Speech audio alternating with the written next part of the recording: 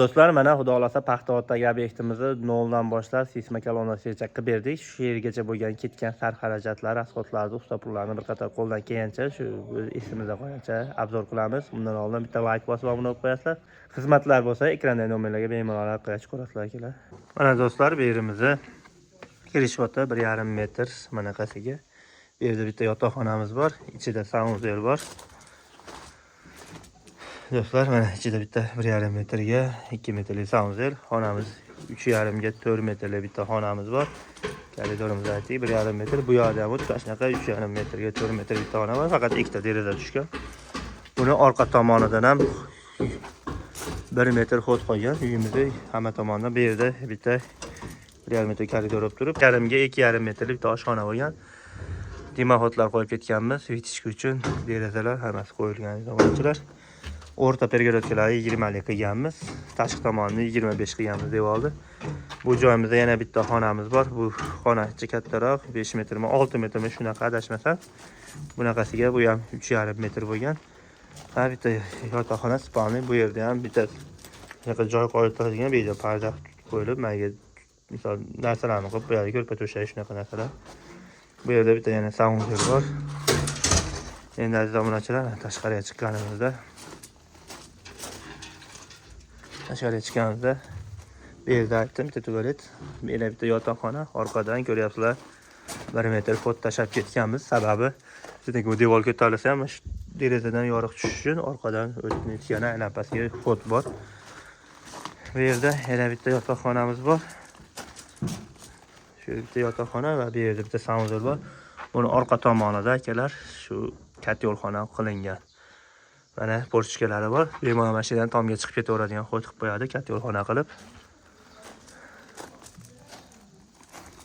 Mana shu ko'rib turgan preslar asosida bu joyimiz bo'lyapti. Bu yerda mana xudo xolasa seysmokolonni ham yo'q. Mana dimoxodlar bu pechkaniki, bu yerda pechka urib, abrisovka qish bilan urib chiqiladi va pechka qo'yiladi. Mana aziz obunachilar, xudo xolasa mana shu ko'rib turgan joylarda bitta brigadamiz kelib fundamentlarini 60 ga 40 qilib fundamentlarini qo'yib, tepasiga 60 ga 40 qo'yib bergan. Bu yerda ikkita xona bor edi, ularni buzib, ichiga shunaqa shebellar zasipga qilib, anaqalarni qilib tayyor qilib bergan, litsenziyalargacha. Keyin yana bitta brigadamiz kelib, mana g'ishchi brigadamiz kelib, bu yerda g'ishlarni urib, bunaqalarni qilib berdi. Usta pulimiz bu joyimizga, padojimizga 3 xona, 4 xona uzun uy bor edi mana shu yerda. Ularni buzishga 6 million pul ketgan. Usta pulimiz общий hisobda bashi betonoyu, bashi buzishlarni 30 million pulga aylangan aziz obunachilar. Shu ko'ryapsizlar, tashqariga shebellarga tasbih qilib, bunaqa tashqarida yuradigan bardyorlargacha qo'yib bergan aziz obunachilar. Endi bu joyda g'ishlarni mana shu joyimizni mana shu G'olibjon usta qilib bergan. Hormay usta, yaxshimisiz? Charchamasdan. Usta, endi bir chekkadan obzor qilib qo'ysak qilgan ishlaringizni. Bu joyimizda siz nima ishlar qildingiz va qanaqa rasxodlar qildik? Kalonlar qo'ydik, sisma qo'ydik shu. O'shamiz 1544 ta ketgan, donasini 8000 so'mdan oldik. Uni kelib tushishi 21000 so'mdan ketdi. Bu penablo emas aka. Mo'lvali ko'pchilik buni bir-ikki qo'ygandan penablo deb, bu Toshkentda ursangiz kirib ketib qoladi. Toshkentda Arton gazabuloga bu. Shunaqa. Endi buni 8000 dan ursiz. Sismalarimiz qanchadan urdingiz mana?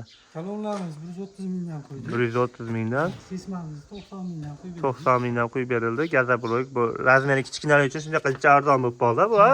Agar katta razmerda bo'lsa 20 lik, 25 lik borligi uchun. Bu yer 30 lik bo'lib qolgan. Devor kecha tushishini hisobiga. Yerlar 20 lik. 20 tashqarimiz? Tashqarimiz 25 lik qilib urilgan. Bunda o'tib ishimiz shu bo'ldi. O'sha summamizni g'ishimiz, seysmokolonlarimiz hammasi 30 million pul bo'ldi. 30 million bo'ldi, bashigacha artib berdinglar. Xudo xolasa akalar, mana shunaqa uy qurayotganlarda mana usta akalar ham umuman esdan chiqqan yo'q.